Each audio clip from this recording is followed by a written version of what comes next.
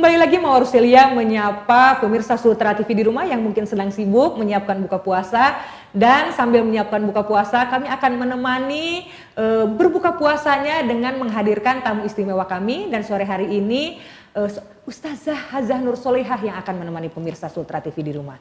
Ustazah, Masya Allah ya, ini tadi benar-benar menginspirasi saya karena kita tidak bisa pungkiri realita yang ada, bahwa ada mungkin beberapa, ya tidak semua, beberapa yang memang dai atau daiyah yang sebelum mengokekan, mengiyakan undangan itu ada banyak request ya, karena saya juga berpengalaman ya mengundang beberapa ustadz, ustazah, dai-daiyah yang ya terkadang kita menjadi geleng-geleng kepala, bukannya ketika diundang itu memang sudah kewajiban untuk menyampaikan ya kan nasihat ilmunya melalui kajian-kajian. Tapi ternyata yang dibicarakan di mana nanti tempatnya gitu ya, fasilitasnya apa, repot atau tidak. Nah ini tentunya kita suatu kesyukuran bahwa ustazah hadir ya bersama kita semua tanpa mempertimbangkan hal-hal yang seharusnya tidak ada itu. Masya Allah, luar biasa. Mudah-mudahan ini menjadi inspirasi buat dai-daiyah junior ya yang ada untuk mencontoh beliau. 32 tahun kiprahnya sebagai seorang daiyah, melewati berbagai macam perjuangan, Masya Allah, yang tentunya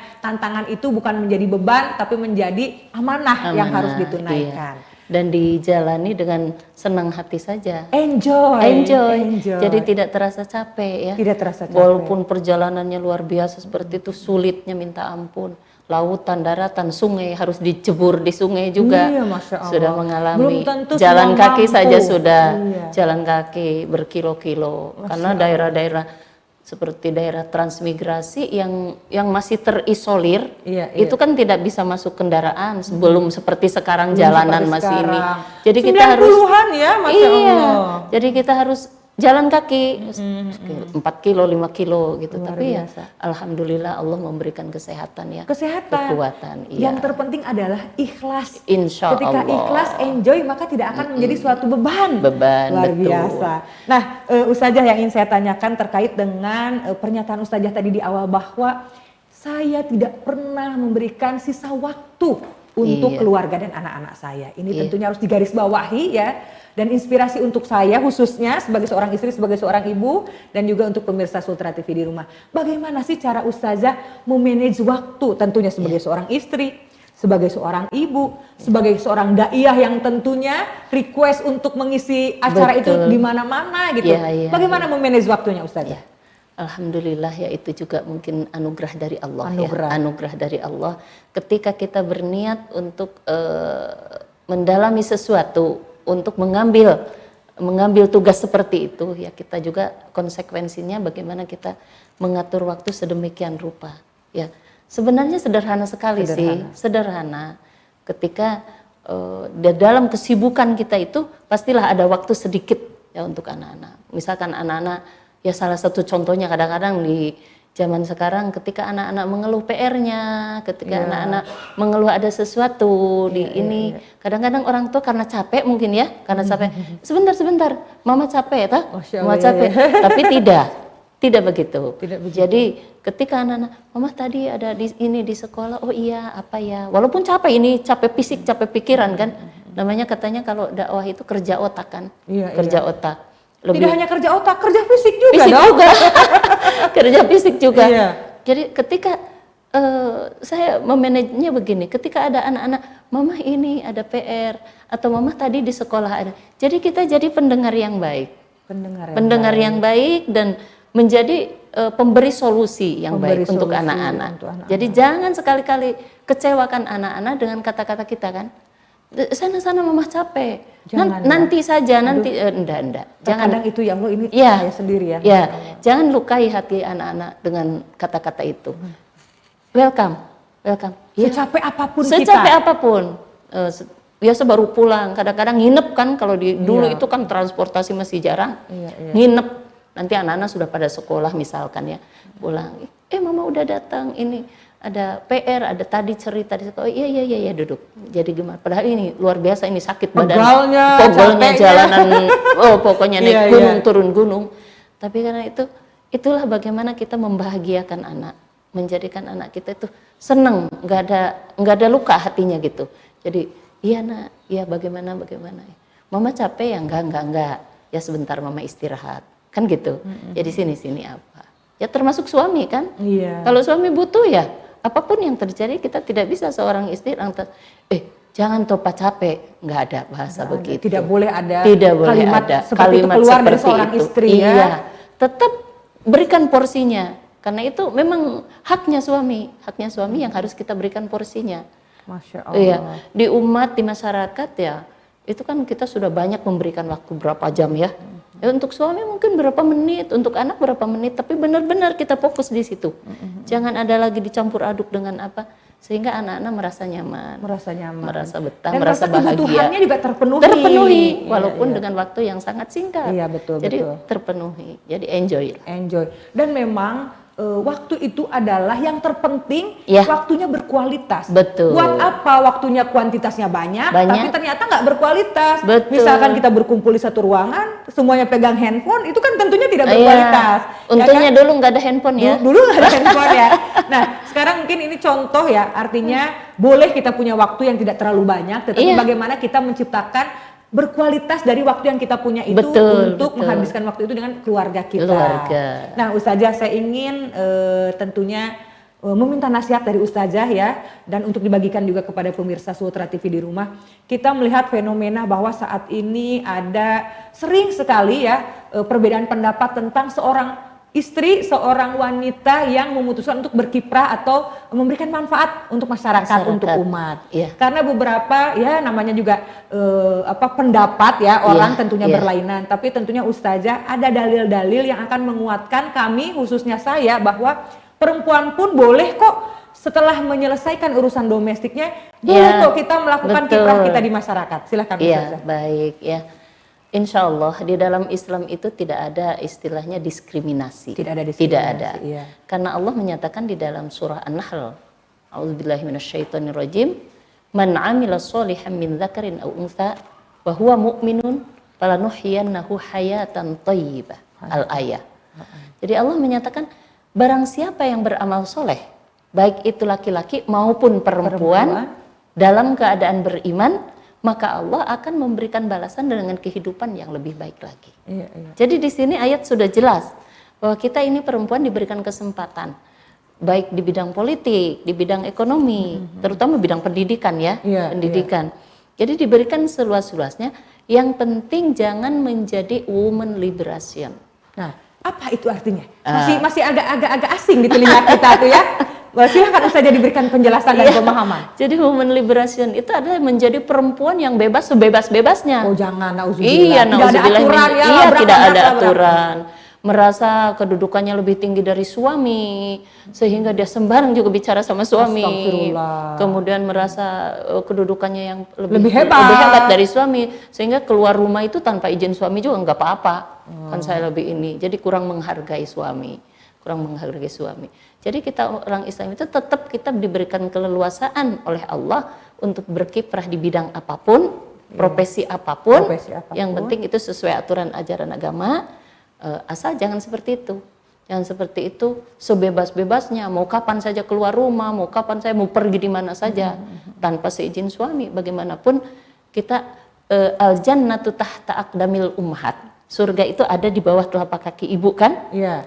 Tapi sebenarnya harus ibu-ibu ketahui bahwa kunci surga itu berada dalam genggaman suami. Ketika kita sudah menjadi seorang istri, maka surganya kita adalah suami kita. Adalah suami. Jadi kuncinya surga itu ada suami. Kalau suami ridho kepada kita, ada keterangan hadis Nabi, barang siapa yang meninggal dalam keadaan ridho suami, maka jaminan surga. Masya Allah, luar biasa. Makanya jangan dibikin suami merasa rendah diri, tidak merasa dihargai, dianggap lebih kecil karena mungkin istri lebih besar pendapatannya. Jangan sekali itu namanya woman liberation. Jangan kita harus benar-benar menghindari woman liberation ini, karena bagaimanapun meskipun kita berkiprah di masyarakat dengan profesi apapun itu ya, tentunya nomor satu adalah harus izin suami ya, dan tentunya kita tidak boleh melabrak aturan-aturan syariat yang sudah ada dan diatur sedetail mungkin dalam agama kita. Masya Allah. Dan sekarang tidak perlu menjadi perdebatan ya pemirsa Sutra TV di rumah, ketika memutuskan untuk mengabdi sepenuhnya sebagai ibu rumah tangga, silahkan. Ya kan, silahkan.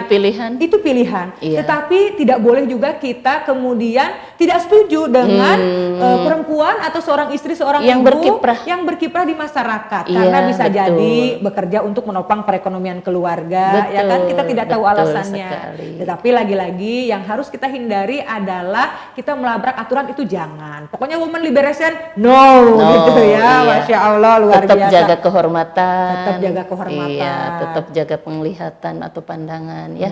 iya. Kita tetap menjaga baik di depan maupun di belakang suami, dimanapun kita berada, tetap kita memelihara kehormatan. Betul, menjaga Iya. marwah dan Marwah. martabat suami kita. Iya, Masya betul Allah. sekali. Karena sekali lagi kunci surganya kita ternyata tidak hanya surga itu ada di bawah telapak kaki ibu, tapi Iya. surganya seorang istri adalah ridho suami. Suami. Masya Allah, luar biasa. Semakin tercerahkan ya. Karena mungkin saya pribadi Ustazah, saya berusaha untuk semaksimal mungkin bagaimana saya menghargai suami. Jadi Iya. kadang-kadang teman saya itu komentar begini, kalau Mbak Mawar tuh di luar garang-garang, tapi kalau ingin melihat Mbak Mawar itu mendadak dia mendadak kemudian halus gitu suaranya merendah, main ke rumahnya. Iya, Nanti iya, dilihat iya, ketika iya. kalau lagi ngomong sama Betul. suaminya Iya, gimana. memang harus begitu. Harus begitu Kita Ustazah, ya. tidak boleh lebih keras suara daripada suami. Betul.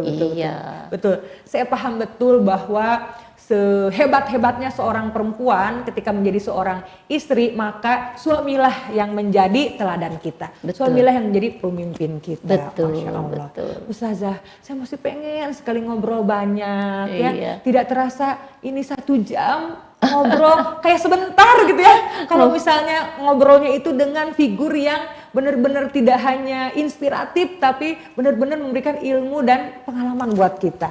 Terima Dan kasih. mungkin ada satu ya Boleh silakan. pesan ya, Closing statement Ustazah, iya, silakan. kepada teman-teman yang seprofesi dai atau daiyah. Iya. Artinya ketika kita diundang itu ya siapa yang duluan mengundang itu yang harus dipenuhi. Kemudian tidak melihat-lihat apakah itu amplopnya besar atau tipis, enggak usah, rezeki itu ada sama Allah. Rezeki itu sama Allah. Jadi kita tidak usah khawatir dengan kita berdakwah, dengan kita menyampaikan ayat-ayat Allah, maka Allah lah yang akan membayarnya. Allah lah yang akan memberikan fasilitas kepada kita. Yakinlah seperti itu. Jangan kecewa ketika kita mendapatkan materi yang kecil, jangan kecewa. Disyukuri. Karena pasti Allah itu akan memberi lagi dari yang lain itu yang lebih besar lagi. Jadi itu pengalaman seperti itu. Jadi disyukuri, dinikmati itu semua. Insya Allah kita bahagia. Berkah itu jadi bahagia. Bahagia. Bahagia. Luar Iya. biasa. Ya Allah, closing statement yang sangat meneduhkan, menyejukkan hati ya, dan tentunya menjadi pesan ya kepada dai dan daiyah junior boleh dikata, karena beliau ini sudah 32 tahun, bahwa ada pesan beliau, jangan pernah membeda-bedakan siapa yang mengundang, apalagi memberikan perlakuan yang berbeda ya kepada yang mengundang gitu. Insya Allah kalau rezeki itu sudah Allah yang mengatur, dan yang terpenting dari rezeki adalah bukan perkara banyak atau sedikit, tetapi bagaimana perkara rezeki itu berkah. Masya Allah. Amin, insya Allah. Ini adalah perbincangan santai yang benar-benar luar biasa. Hatur nuhun sekali lagi. Terima kasih sudah hadir di Studio Sultra TV. Insya Allah ini menjadi amal jariah untuk Ustazah. Amin, ya Allah, ya Rabbal karena Alamin. banyak ilmu nasihat untuk kami, untuk saya khususnya, yang insya Allah akan kami amalkan. Dan mudah-mudahan ketika kami mengamalkan ilmu yang sudah kami dapat sore hari ini, tentunya mengalir pahala kepada Ustazah. Amin, ya Hazah Nur Allah, ya Salehah. Rabbal Alamin. Sampai ketemu lagi di lain kesempatan Ustazah. Insya Allah. Sehat selalu. Amin, ya Allah. Dan selalu memberikan inspirasi. Amin, ya Dan Allah. pemirsa Sultra TV di rumah, tidak dirasa kita sampai di akhir waktu. Tetap setia bersama tayangan program Serba Serbi Ramadan, Talkshow Religi bersama Sultra TV. Kita akan berjumpa kembali esok hari. Saya Mawar Rusilia pamit. Akhirul kalam. Wassalamualaikum warahmatullahi wabarakatuh. Waalaikumsalam warahmatullahi wabarakatuh. Boleh mungkin sholawat sedikit Ustazah? Iya, bersalawat ya. Ya. Allahumma sholli ala sayyidina Muhammadin tibbil qulubi wa dawaiha wa afiyati ada نور الأبصار وضيائها وعلى آله وصحبه وسلم. اللهم صل على سيدنا Muhammad. Hatur nuhun. Sami-sami.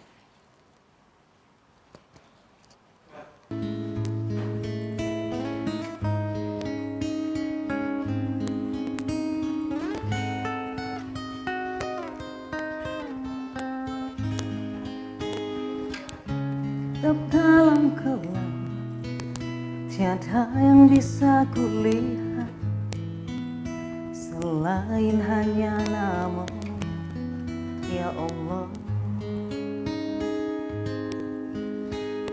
Esok ataukah nanti, ampuni semua salahku, lindungi aku dari segala fitnah.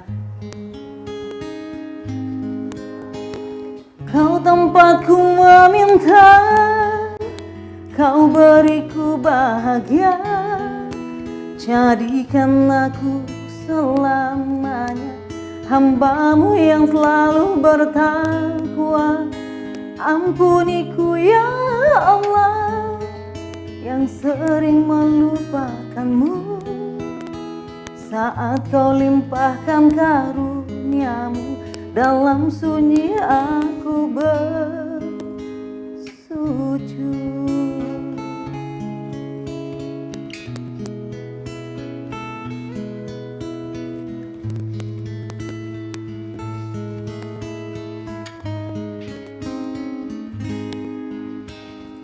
Esok ataukah nanti, ampuni semua salahku, lindungi aku dari segala fitnah. Kau tempatku meminta, kau beriku bahagia, jadikan aku selamanya hamba-Mu yang selalu bersujud. Ampuniku ya Allah, yang sering melupakan-Mu saat Kau limpahkan karunia-Mu. Dalam sunyi aku